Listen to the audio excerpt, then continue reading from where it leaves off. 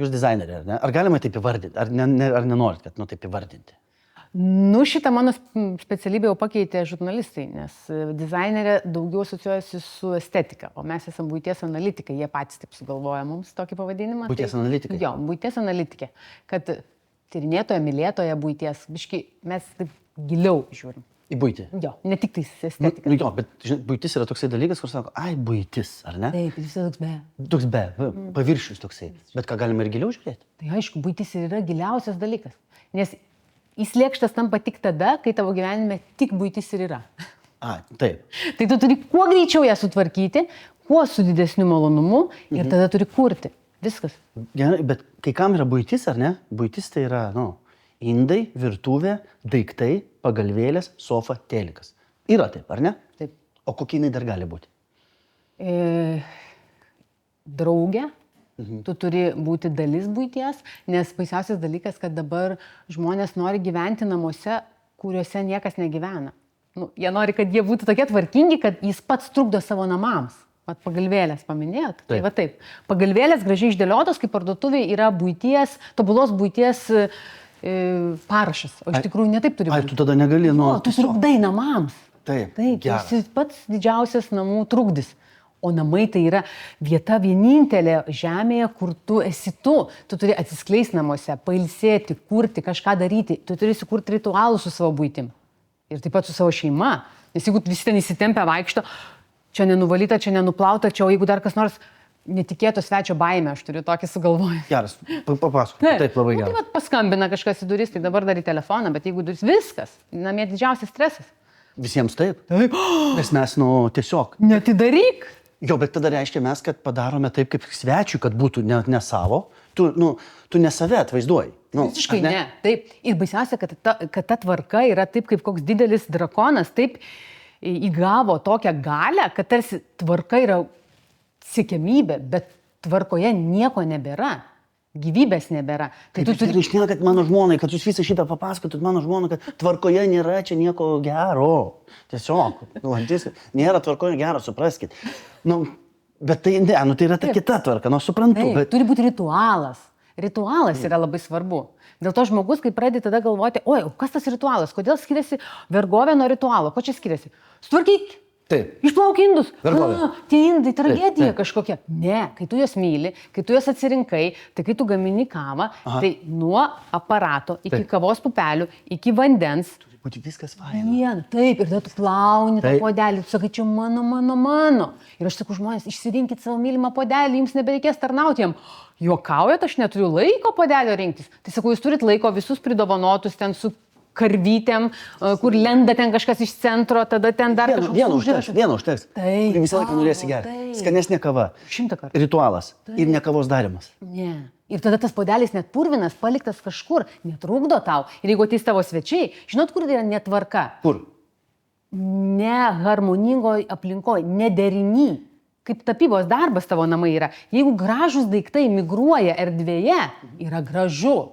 Nes jie dera tarpusavį. Jeigu jūs savo apatinius gėlėtus, taškuotus pradeda ten nešioti viršui, tai tvarkas, negražių daiktų paslėpimas į tamsias erdves. Va čia vadina tvarka. Bet jeigu visi gražus, taip. Bet gerai supratau, kad daiktų daug nereikia. Ne, jie čia antra bėda. Gerai, sako, duos man. Ne, bet tikrai, nes tu gali turėti mažai, bet jie turi būti nebrangus, bet brangus. Taip, brangiausi tavo. Taip, bet nebrangus eurais. Taip, kokie nori tada, suprantat? Kokie nori. Taip, nėra brangių ir pigių daiktų, yra reikalingi ir nereikalingi. Reikalingi ir nereikalingi. Taip, tai kai reikalingas, bet kokią kainą. Kaip gerai šnekat, reikalingi arba nereikalingi, nebrangus ar nebrangus. Taip. Viskas, taip. Nes pigumu ir brangumu tu nepasigirsi. Tai sakėt, mokėjau šitą kaktusą 74 eurus. Skamba 74 ir mokėjau. Pavyzdžiui. Taip. Skamba keistai, nes nėra kaip ir nesvarbi informacija. Bet kai perkame, kažkaip labai akcentuojame tą kainą. Svarbu, kiek aš su tuo daiktu, kiek realiai iš tikrųjų aš jam dovanosiu savo laiko. Ir tada tu supranti, kad tu turi ribotą. Brangiausią dalyką, ką turi, ar ne? Laikas yra brangiausias. Tu savo brangiausią laiką skiri jam. Kuo daugiau daiktų turi, tuo savo laiko daleles išmėtai jiems. Tai arba tu tada vargšas pasidarai, nes tu jiems tarnauji, jie klykia, jie nori dėmesio, tu jį nupirkai. Daiktai, ne? Tai atsiprašau. Jisai yra sutvertas tam, kad vartotojai. Taip, kad būtų santykyje su tavim. Čia Net elektrinis siurblys pats nieko nedaro, tas robotas. Nieko be tavo intervencijos. Ir niekas šito nesupranta. Jie kažkaip galvoja, kad išspręs mano problemas daiktai, dar nėra tokių daiktų. Kad jie be tavęs kažkokias problemas tavo spręstų. Tai reiškia, reikia ieškoti daiktų draugų, su kuriais tu norėtum, dovanoti jiems savo laiką, kad norėtum. Ir tada automatiškai kiekis yra priešas. Draugų. Taip. Negali ten turėti pilną draugų, tūkstančius draugų. Taip. Geriau turėti gerų, ar ne? Taip. Daug labai galvoju prieš perkant. Nėra tokio noro, kad naujas yra geriau. Ir labai įdomus dalykas, kad pavyzdžiui, mano vaikas ir vyras neturi tą patį. Naujas rūbas jam nepatinka, nes jis neturi prigludimo tokio pačio prie kūno. Jis dar nėra tavo draugas. Nu taip, džinsas, pavyzdžiui, po kažkiek mėnesių, kurį tu...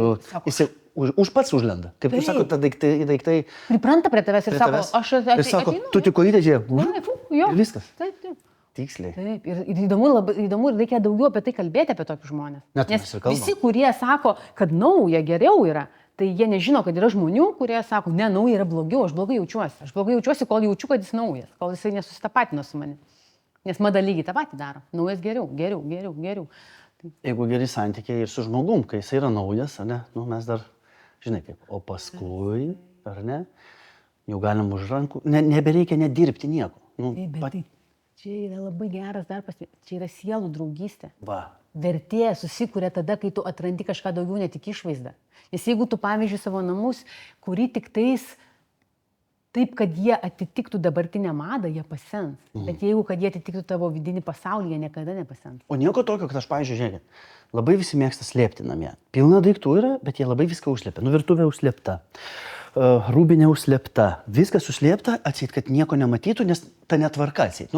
Turi būti tokia, aš negaliu pakęsti, pavyzdžiui, šito. Man, pavyzdžiui, rūbinė, kad kabo rūbai, taip. Ar ne? Nieko baisaus, nes rūbas kabo, jis tvarkingai, net, sakys bardakas. Virtuvė, kad viskas, podukai, keptuvė kabo, yra gražu, tiesa? Taip. Bet yra nauja būna, bet laikus, žmonės vaikosi labai naujo, ar ne? Bet žiūrėkit, vienais metais jiems tas nauja, kitas nauja. Bet čia yra baisiausias dalykas. Naujumo tragedija yra paslėpta tame, kad mes patys užkoduoti senti. Tai jeigu tavo visur yra persismelkęs tavo požiūris, kad naujumas yra gerai, tai tu pasmerktas kentėti tiesiog. Ir šitą suprasti nėra labai sudėtinga. Čia vieną kartą aš turiu tokį juokingą žodį, atžinoti negali. Tai jeigu tu susėdai kažkada, susikaupi ir pagalvoji apie tai, tai tu supratai, kad tave apgavo. Kaip tik turi pamilti amžėjimą. Japonai turi nuostabią kultūrą. Jie dievina kaitą, kismą, nes grožis tai yra tam laike, kuriame gyvena tas daiktas ar žmogus, čia yra jo grožis, ta kelionė. Jeigu, pavyzdžiui, kuriu namus, ar ne, naujus, kad tikrai jie kalbėtų su manimi, mes bendrautume kartu, mes būtume draugai su ta buitim, kurie visą laiką sako, ta buitis, ne? Nuo ko pradėti ir kokie būtų tie pagrindiniai dalykai? Ko griebtis? Ko griebtis? Tai pradžioj, jeigu visiškai nerinkti namai, tai reikėtų pasirinkti labai kokybiškas grindis, nes pakeisti grindų beveik neįmanoma, nes visi daiktai po to stovi ant grindų. Taip, tai šitą žmonės sunkiai supranta ir jie po to pradeda, dėliojant biudžetą, nukenčia visi daiktai. Kaina gaunasi taip, kad viskas vidutiniškai, kad ne taip turėtum dėlioti. Svarbus ir mažiau svarbus. Tai grindų pasirinkimas yra svarbiausias, o po to, aišku, virtuvė ir vonios zonos yra labai svarbios, kurias reikėtų įsirengti iš karto, o po to jau pradėti mylėti ir galvoti, kokius daiktus mes pasikviesim ir atsižvelgiant, ką tu nori ten daryti, nes tu gali tiesiog galvoti apie savo namus. Bet ką. Pavyzdžiui, yra žmonių, kurie neturi kaitlentės ir orkaitės, nes jie valgo, negamina. Tiesiog, jie valgo arba tik tai salotas, jie nenori. Aš galvoju, tai ir nėra to, ir nereikia. Tai jų namai. Tu neturi daryti taip, kaip žurnalai rodo vienodai, nėra jokių standartų. Gali daryti kaip nori. Mes turim galimybę dabar. Taip, visas galimybės. Niekas negalvoja apie tai. Sofos gali nebūti, gali būti labai didelis stalas. Nes tau patinka susitikimai, draugai, tau patinka dirbti prie stalo. Tu gali rinktis. Tai ta laimė kurti savo namus laisvai, nes labai daug žmonių įsijaučia ir taip įsitempia. Aš nežinau, kokie jie turi būti. Tai atsipalaiduok, nieko neatsitiks. 1-2 dienas įsijaus, pradėk kurti to savo namus, kokiu aš norėčiau. Su tokia laisvė, o ne baime. Jonas baimė yra didžiulė. Labai. O reiks pradėti dabar tą, ir to reikės, ir to reikės, nes ten, visur reikėjo, ten visi tą turi. Aš įsirenčiau grindis ir lovą. Labai Ir teisingai. gulėčiau. Taip. Aš mėgstu gulėti. Ir dar labai svarbus dalykas - nebijoti nepabaigti. Nes yra tam tikri... Va, svarbiausias dalykas. Aha, kad truputį nepabaigiai. Taip. Taip, ir nieko tokio. Man atrodo, kad nieko tokio, dėl to, kad žmonėm patinka virsmas, patinka gerėjimo jausmas, nes tai yra mumise užprogramuota, kaip mes kalbėjom apie tą pozityvę stoką, apie tai, kad tu nori gerinti visą laiką. Nes pabaigtuose idealiai, pabaigtuose namuose tu trukdys tampi, tu pradedi saugoti juos. Kai tu dar nesuformavai su jais santykio, ryšio, tu esi tiesiog toks truputėlį tarnautojas, kad jų nesugadinti, nes jie per geri yra, nes nauji. Taip. Ir nuo naujumo jie tik tai... Žinau tą, taip jausmą, taip. Labai dažnas ir tada... Viską valai tiesiog, viską, kad biškiai įsitepė jau viskas, atrodo, ta visa siena yra tiesiog. Antras dalykas, apie ką mes labai kalbame ir visa demo filosofija ant to yra pasakyta, kad tu turi nebijoti ištepti savo namų. Dėl to rinktis medžiagą, mes visas medžiagas skirstome ir visus daiktus į dvi grupės. Yra daiktai darbštuoliai ir daiktai gražuoliai. Daiktai darbštuoliai ir daiktai gražuoliai. Taip. Gerai. Tai darbštuolių darbas yra dirbti ir negalima rinktis darbastalių iš labai prastos medžiagos, kur bijai pjauti, kur bijai padėti kažką karšto, reikia jį saugoti, reiškia jis nedirba. Tu pasirinkai estetiką, bet jis nedirba tau. Tai kai supranti, kad jis privalo būti darbštuolis, virtuvinis stalviršis, tai yra tik kelios medžiagos ir iš jų renkiesi. Kitos nebetinka, nes darbštuolio statusas yra svarbesnis. Palengvina labai. Taip, 100 kartų, taip. Ne iš visko renkiesi. Ir tada paskirstai. O vat šviestuvas gražuolis. Jo, nes nei tu ten, ten visą šitą pavalyti. Tik tai reikia gražuolį papudruoti, kaip sakom, nusitę, pavalyti su servetyte ir viskas. Ir galim ir su lemputė pagyventi biškį. Kol gražuolio neradom gražiausio, kokio nori. Su lemputė, galim. Taip. Laisvai. Nes mes ieškom gražuolio. Aš pakviesiu žmoną, kad jūs viską tą pakartotumėt. Galima ir su lemputė gyventi. Galima ir kažkur tai kažkas nedasukta yra vis tiek, nes kai nėra, kaip sakot, ne visiškai tobulai pabaigta, yra dar kur eiti. Taip, ir apie ką kurti, kalbėti, apie ką bendrumo. Nes man atrodo baisiausias dalykas porose. Nes mes vis tiek apie namus daugiausiai konsultuojam privačių namų. Mūsų yra toks darbas žmonėm padėti susiprojektuoti namus, kad buitis nežudytų meilės, tai mes kalbam apie funkcinius dalykus, kad jie suvoktų, kaip tie namai yra konstruojami kaip Lego mašina ir tik po to makiažas. Spalvos ir grožis yra tik paskui. O prieš tai apšnekam, kokioje vietoje, kur stalas, kur sofa, kokia virtuvė, koks plotis stalčių, koks gylis.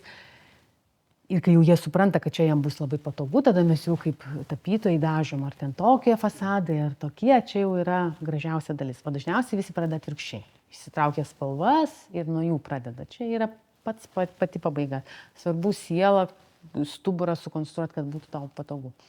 Prieš jau einant į restoraną reikia pasidažyti.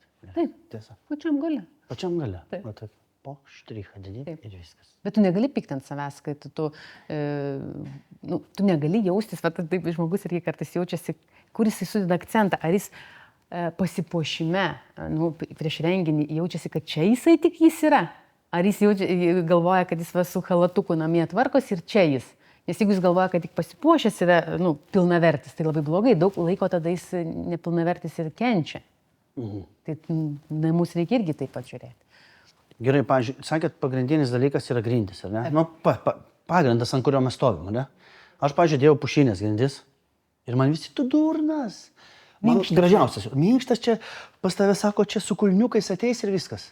Sakau, kad pas mane per 10 metų nebuvo to kulniuko nei vieno. Tai sakau, jeigu per 10 kitų metų bus 2 kulniukai, tai nieko tokio. Bet ir šiaip įmintas kulniukas man prisimins, kad kažkada buvo istorija ir kažkas buvo vakarėlis ir kažkas buvo atėjęs su kulniukas, ar ne? Taip. Bet, pavyzdžiui, grindis, daug kas sako, tai ką, medis visas nusitrins, ten visą šitą, baisu. Tiesiog. Bet nėragi tai baisu. Ne, mes pasirinkom masyvo grindis, kas tikrai buvo baisu. Nuo meistrų iki žmonių, kurie dėjo tas grindis. Jie visi sakė, kad... Buvo dar baisesnis dalykas už medinės grindis. Buvo tai, kad mes jas nudažėm. Aš irgi norėjau pastebėti, aš galvoju, tu įsidedi ąžuolą ir dar nudažai. Taip. Ir tai buvo toks, mums 100 žmonių sakė, kaip galima medžio grindis nudažyti.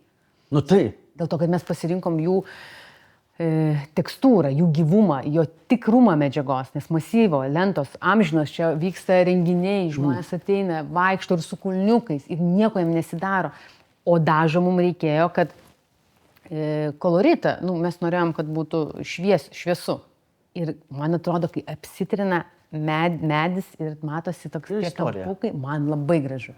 Taip, labai gražu. Tai skandinavai dažo medį ir Lietuvoje buvo didelis toksai. Aš įsivaizduoju, kaip sako, o jergutė. Ir tas, kuris dažė, jaučiu, jums sakė, o jergutė. Jis negalėjo dažyti. Danka drebėjo. Masyvą dažyti, čia yra siaubas. Vargšas žmogus, tikrai. Gerai, o va čia tas demorum yra, ne? Kame čia konceptas va šito demorum? Kas tai yra demorum? Tai yra bandymų kambarys. Ką bandot? Kasdienybės bandymų, nes demo yra bandyti. Kasdienybės bandymų. Taip, nes showroom, visi pripratę prie to, ne? Taip. Parduotuvės visos mums bando papasakoti, kad tai, ką jie gali mums pasiūlyti, yra maksimumas, nes jie mums parodo daiktą, show. Taip, ir jie kiekvieną dieną tą patį show varo. Taip, ir dar tu negali su juo pabūti, pabandyti jo. Nes, pavyzdžiui, šitom grindim yra 10 metų ir mes matom, kaip tie dažai dėvisi, ir mums patinka, kaip jie dėvisi.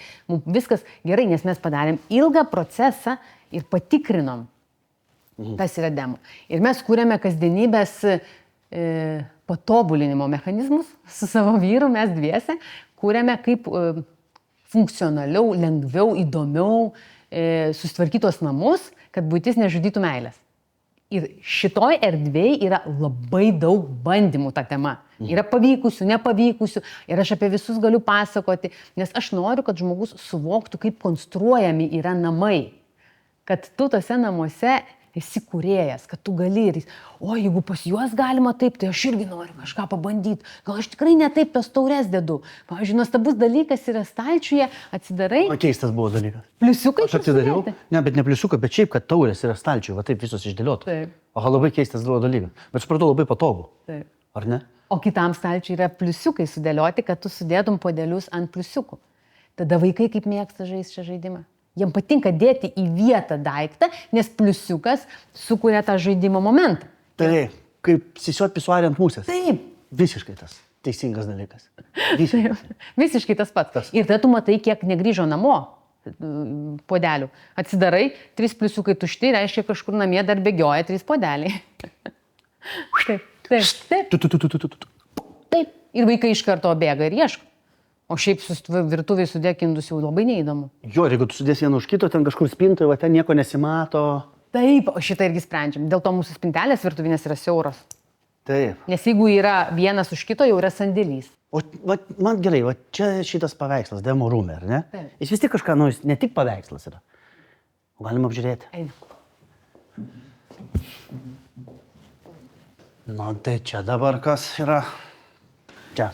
Čia yra laikina siena. Kaip laikina?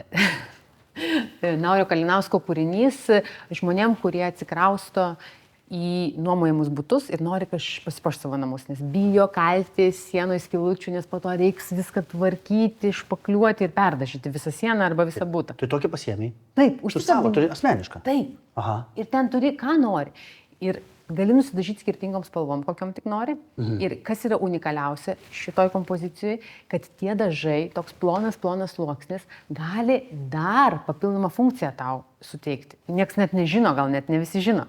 Ne, tai gražiai pasipudruoja ir, Čia ne viskas, įsivaizduoja. Pavyzdžiui, dar, magnetuko siena.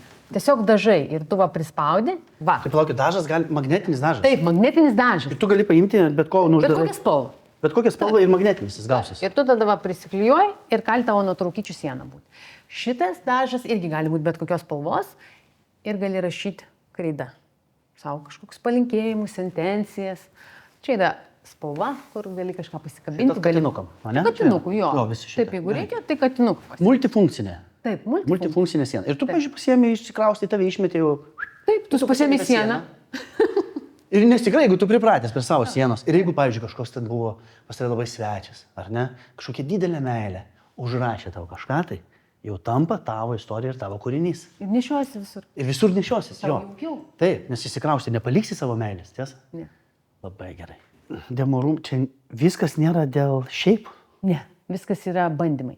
Visi turi būti, niekas apie ją nekalba. Jinai tokia biški tabų ir toks, Šnekėt apie būti negilu yra. Jo, ir paviršius. Taip, labai paviršius. Tu prasme, man atrodo, kad apie seksą jau dabar lengviau kalbėti negu apie buitį. Ir aš supratau, kodėl negalima sukurti erdvės, kur žmonės kalbėtų apie buitį drąsiau, per kūrybą, per tokį, ne tokią, kad nelyskit čia mano, nors niekas nežino, kaip ten jiems sekasi tvarkytis, gal ryte ten sprogimas įvyko ir po to kažkaip turi susirinkti save ir eiti gyvenimą. Tai va, tai man norisi, kad būtų pasaulis toks vienalytis, kad žmonės visur gerai jaustųsi ir grįžtų namo ir vėl būtų viskas gerai.